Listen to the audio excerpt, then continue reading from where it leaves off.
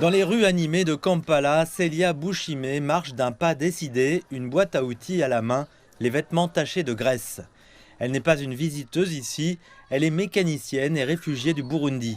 Chaque jour, elle se rend dans ce garage, retrousse ses manches et se met au travail sous le capot.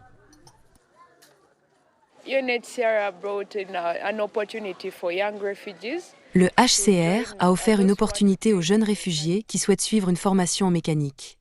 Ils nous ont demandé nos résultats scolaires et je leur ai donné mon certificat de fin d'études secondaires.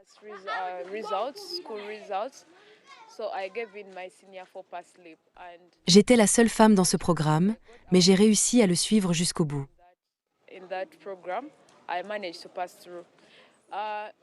La formation m'a beaucoup intéressée, je l'ai tellement aimée que j'ai décidé de continuer.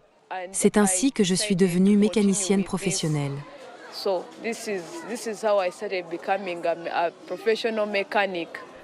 Célia fait partie des milliers de réfugiés qui s'installent discrètement dans les villes ougandaises, vivant en marge des systèmes officiels et souvent invisibles pour les organismes d'aide humanitaire.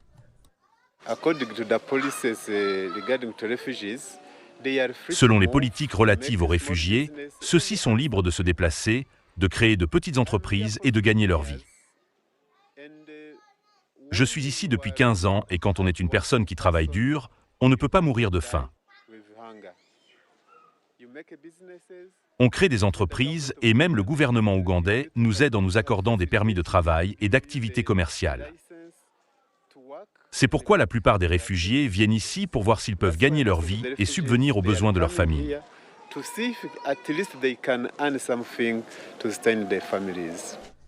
L'Ouganda accueille plus d'1,8 million de réfugiés, soit le nombre le plus élevé d'Afrique. Mais avec la diminution de l'aide humanitaire et le désintérêt de la communauté internationale, de nombreux réfugiés trouvent de nouveaux moyens de survivre et même de prospérer sans attendre d'aide. L'Ouganda est connu pour sa politique d'ouverture, mais celle-ci est principalement destinée aux zones rurales et non aux villes comme celle-ci. Les réfugiés urbains sont confrontés à de nouveaux défis, loyers, frais de scolarité, soins de santé, sans aucune aide. Pourtant, beaucoup disent que la liberté dont ils jouissent ici en vaut la peine. Selon les autorités, de plus en plus de réfugiés s'installent dans les zones urbaines, modifiant discrètement le visage du déplacement. Le défi auquel sont confrontés les réfugiés urbains à Kampala, ainsi que les ressortissants nationaux, est que leurs moyens de subsistance sont remis en question.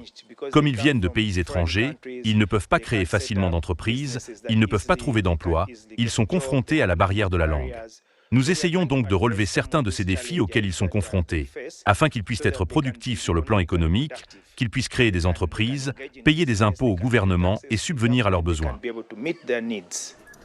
Pour Célia, ce travail lui permet tout juste de subvenir aux besoins de ses jeunes frères et sœurs et de ses parents, qui sont eux aussi réfugiés.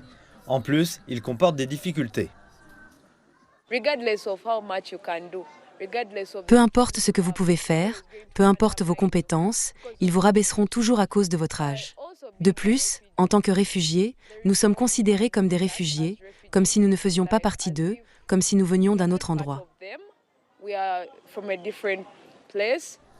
L'histoire de Célia est celle d'une résilience discrète, d'une économie cachée et d'un espoir qui prouve que même en exil, il est possible de se construire un avenir. Un boulon, un moteur, à chaque jour suffit sa peine.